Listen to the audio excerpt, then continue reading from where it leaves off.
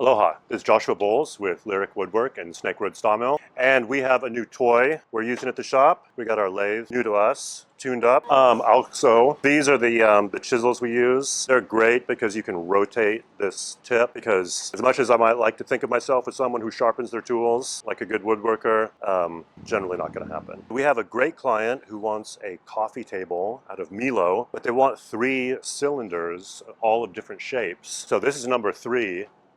Number 2 and number 1.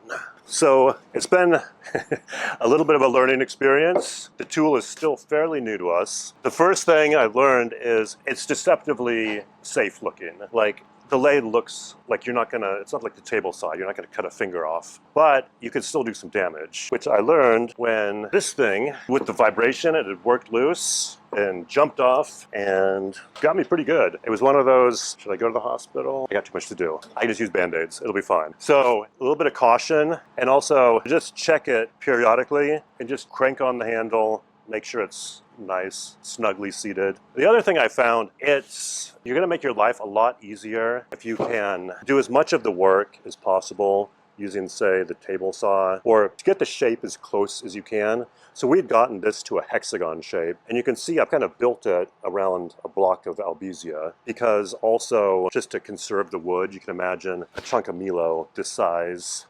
or this size is gonna be pretty hard to come across. So we're trying to use the material efficiently and our labor efficiently. So one trick I've learned, you may not have seen anywhere else, is once we've been turning it, it's pretty rough. So to get that, to sand it, you have a couple options. One, you can hold sandpaper like that, but here at Lyric Woodwork, we're all about efficiency. So another way of approaching it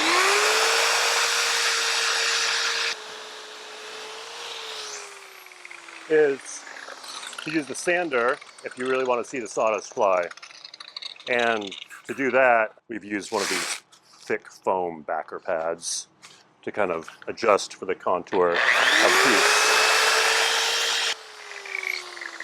Now we're still experimenting with finishes, but Odie's is generally a good choice. Not a sponsor or anything, just a good solid product that we like here. And easy to apply. It also forms kind of it's a hard wax finish, so it'll have a nice shell to it once it's dry. But one thing I have found with this product, absolutely, is to not leave any excess. So by the time you're done with whatever you're doing, it should be dry, or not tacky, dry to the touch. So check back in a couple weeks and you can see how this coffee table's turned out.